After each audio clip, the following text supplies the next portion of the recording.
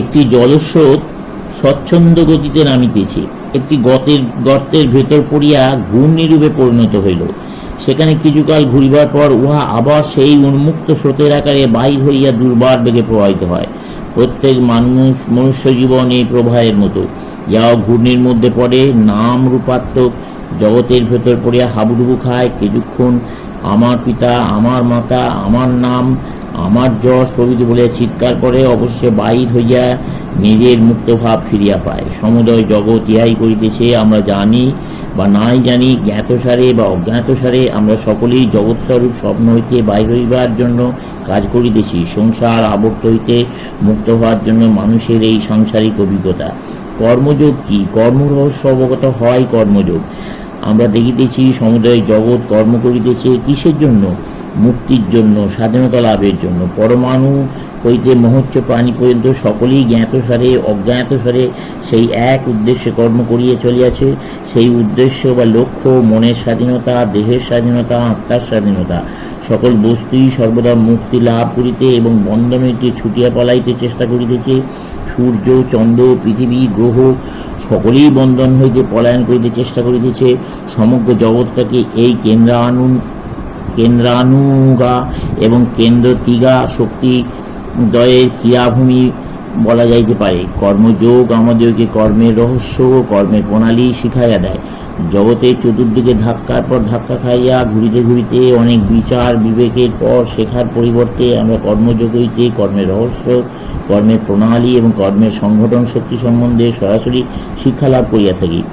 ব্যবহার করিতে না জানিলে আমাদের বিপুল শক্তি বৃথা নষ্ট হইতে পারে। কর্মযোগ কাজ করাকে একটি রীতিমতো বিজ্ঞানে পরিণত করিয়াছে। এই বিদ্যা দ্বারা জানিতে পারিবে এই জগতের সকল কর্মের সদ্ব্যবহার কিভাবে করিতে হয়। কর্ম করিতেই হইবে, ইহা অপরিহার্য, কিন্তু উচ্চতম উদ্দেশ্যে কর্ম করো। কর্মযোগের সাধনায় আমরা স্বীকার করিতে বাধ্য যে এই জগৎ 5 মিনিটের জন্য, ইহার মধ্য দিয়াই আমাদের চলিতে হইবে।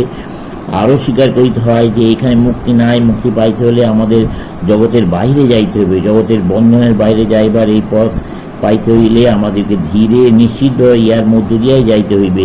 এমন সব অসাধারণ মহাপুরুষ থাকিতে পারেন যাহাদের বিষয় আমি এইমাত্র বলিলাম। তারা একেবারে জগতের বাইরে আসা দাঁড়াইয়া উহাকে ত্যাগ করিতে পারেন। যেমন সর্প বা ত্বক পরিত্যাগ করিয়া বাহির হইতে দেখিয়া থাকে।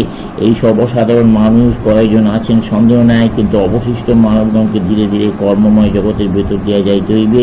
অল্প শক্তি নিয়োগ করিয়া অধিক ফল লাভ করিবার প্রণালী, রহস্য ও উপায় দেখাইয়া দেয় কর্মযোগ। কর্মযোগ কি বলে নিরন্তর কর্ম করো, কিন্তু কর্মে আসক্তি ত্যাগ করো। কোনো কিছুর সহিত নিজেকে জড়াইও না। মনকে মুক্ত রাখো। যাহা কিছু দেখিতেছ, দুঃখ কষ্ট সবই জগতের অপরিহার্য পরিবেশ মাত্র। দারিদ্র, ধন ও সুখ ক্ষণস্থায়ী, ওরা মোটেই আমাদের স্বভাবগত নয়।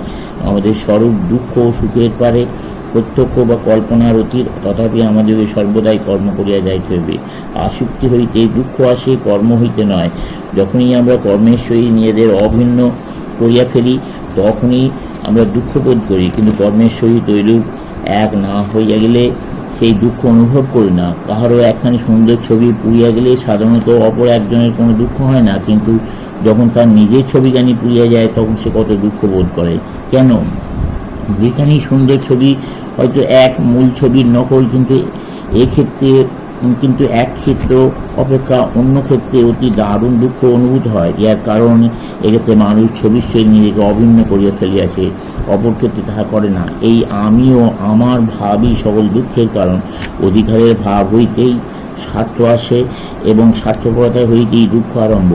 প্রতিটি স্বার্থপর কার্য এবং চিন্তা আমিওকে কোনো না কোনো বিষয়ে আসক্ত করে এবং আমরা সঙ্গে সঙ্গে সেই বস্তুর দাস হইয়া যাই। চিত্তের যে কোনো তরঙ্গ হইতে আমি ও আমার ভাব উত্থিত হয়, তা তৎক্ষণাৎ আমাদেরকে শৃঙ্খলাবদ্ধ করিয়া কৃতদাসে পরিণত করে।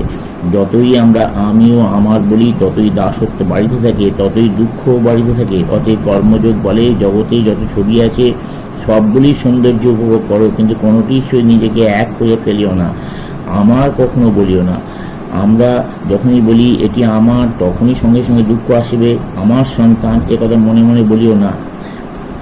ছেলেকে আদর করো, তাকে নিজ আয়ত্তে রাখো, কিন্তু আমার বলিও না, আমার বলিলে দুঃখ আসবে, আমার বাড়ি, আমার শরীর, এরূপও বলিও না। এইখানেই মুশকিল। এই শরীর তোমারও নয়, আমারও নয়, কাহারও নয়। এগুলি প্রকৃতির নিয়মে আসতেছে, যাইতেছে, কিন্তু আমরা মুক্ত সাক্ষী স্বরূপ। একখানি ছবি এবং দেয়ালে যতটুকু স্বাধীনতা আছে, শরীর তদপেক্ষা বেশি নাই। একটা শরীরের প্রতি আমরা এত আসক্ত হইব কেন? যদি কেউ একখানি ছবি আঁকে, সেটি শেষ করিয়া অন্যটিতে হাত দেয়, আমি উহা অধিকার করিব বলিয়া স্বার্থজাল বিস্তার করিও না। যখনই এই স্বার্থজাল বিস্তৃত হয়, তখনই দুঃখের আরম্ভ।